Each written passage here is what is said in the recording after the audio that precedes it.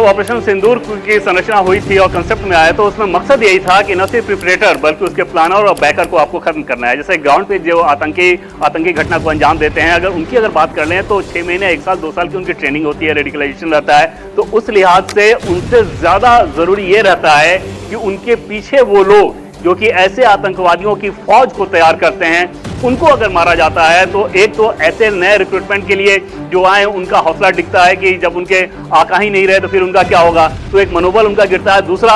इस प्रकार के जो आतंकवाद के मामले में एक्सपर्टाइज हैंड है उसको अगर आपने खत्म कर दिया तो फिर नया स्ट्रक्चर खड़ा करने में उनको बहुत समय लगता है। और वही काम भारत के ऑपरेशन सिंदूर ने किया। आतंकवाद के खिलाफ कार्रवाई के तहत पाकिस्तान की जो बौखलाहट है वो सिर्फ और सिर्फ इसी वजह से है। और उसमें अंदाजा लगाइए कि पूरी दुनिया ये देख रही है कि पाकिस्तान की आर्मी अगर ग्लोबल टेररिस्ट के फ्यूनरल में शामिल हो रही है। देवेंद्र साहब में जो आप जिक्र कर रहे थे कि जनाजे में किस तरह से ग्लोबल टेररिस्ट हाफिज अब्दुल रऊफ जो है वो भी शामिल होता है, एक ग्लोबल टेररिस्ट वहां पे आता है। पंजाब की मुख्यमंत्री मरियम नवाज जो है वो शोक संदेश भेजती हैं, फ्यूनरल में गार्ड ऑफ ऑनर दिया जाता है और पाकिस्तान के झंडे में लिपटाकर आप उसको फ्यूनरल देते हैं। चीफ ऑफ आर्मी स्टाफ वहां पर उसको फूल भिजवाते हैं, उसके जनाजे पर शोक व्यक्त करते हैं। तो यहां पर आप देखिए कि किस तरह से यहां पर आतंकियों के साथ क्या कुछ व्यवहार जो है वो किया जाता है, अपने आप में पाकिस्तान को एक्सपोज करने के लिए शामिल है। पंजाब सूबे की मुख्यमंत्री जो है मरियम नवाज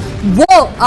अपना शोक संदेश भेजती हैं और तस्वीरें हिंदुस्तान लगातार ग्लोबल प्लेटफॉर्म पर दिखा रहा है कि किस तरह से ग्लोबल प्लेटफॉर्म पर हम दिखा रहे हैं किस तरह से कि इस आतंकी के जनाजे में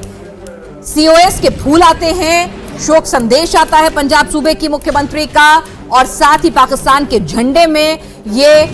पूरा का पूरा उसका शव है वो यहां पर लिपटा होता है और साथ ही साथ पाकिस्तान के प्रेसिडेंट जो हैं वो भी फूल बेचते हैं और गार्ड ऑफ ऑनर दिया जाता है और एक आतंकी जो है वो उसके लिए प्रेयर करता है और पीछे पाकिस्तान की सेना के जवान खड़े नजर आते हैं। ये तो इस फेल्ड मुल्क की हालत है। प्राची,